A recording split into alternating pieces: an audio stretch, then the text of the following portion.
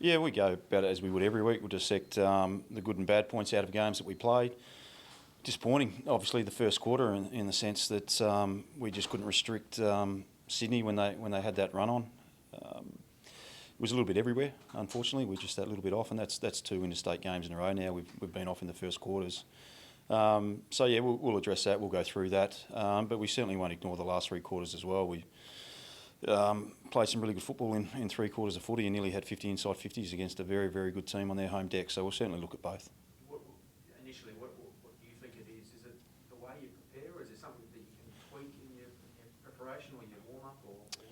We'll look at it all. We want to perform better straight away. We need to.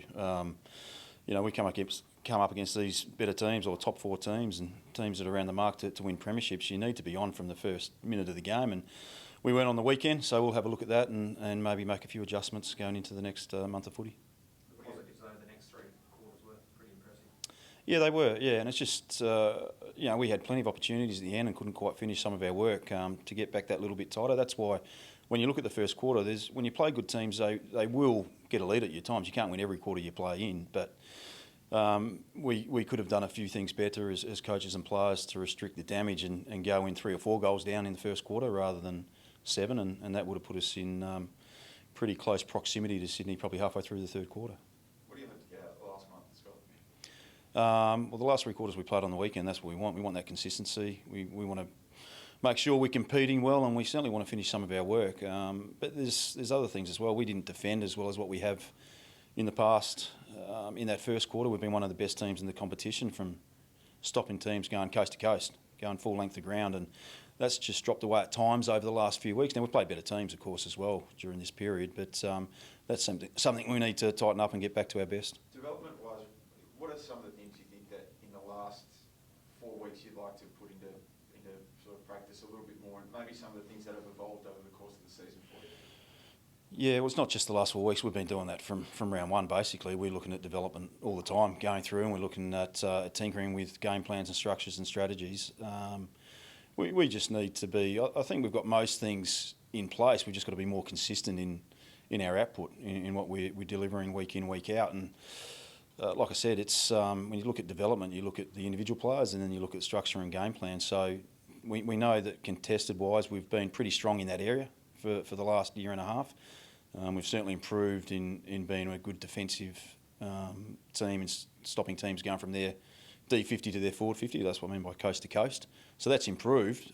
We still want to get better all the time, and there's opportunities to go forward and probably finish our work a little bit that we're working on, that we've been working on all year, that we need to get a little bit better. And there's a lot of that coming. There's actually been stages over the last, I think anyway, the last 2 or 3 weeks, we've actually scored 2 or 3 goals quite quickly. So that's slowly getting there. There's a little bit of excitement with what we do have up forward. You see the development of, Fogg, Tex and Riley sitting together. That looks threatening for teams. And you put a little Saligo zipping around at their ground level with his class and quality to finish goals as well. There's a few things that have taken shape and place over the last 16 weeks. Just on that, Scott, I guess towards the end of the year, some young players can naturally drop off a little bit, fatigue, but you look at Berry and Murray and Saligo, you mentioned perhaps their best games for the year. Yeah.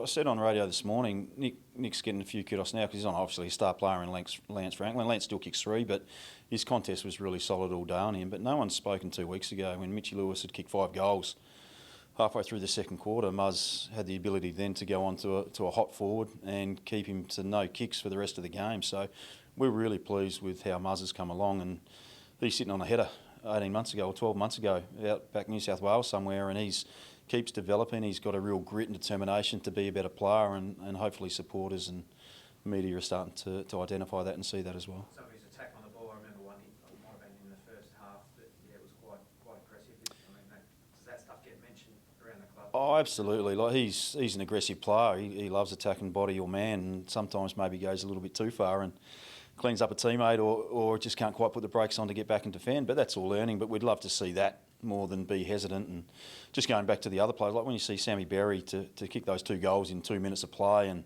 then I think he hit Tex on the chest not long after that as well. So, he's been exploding from stoppage, bursting from stoppage, which has looked really exciting, but he's finished a little bit of his work on the weekend too, which is huge growth and upside for him and for us going forward. The last month, is it sort of experimenting with a look to next season, or are you sticking to a process? Oh, we've been doing that all year anyway. Look, we've been moving players around a little bit, whether it's Dawson, whether it's Hinge, whether it's Jones. Saligo's been midfield, he's been wing.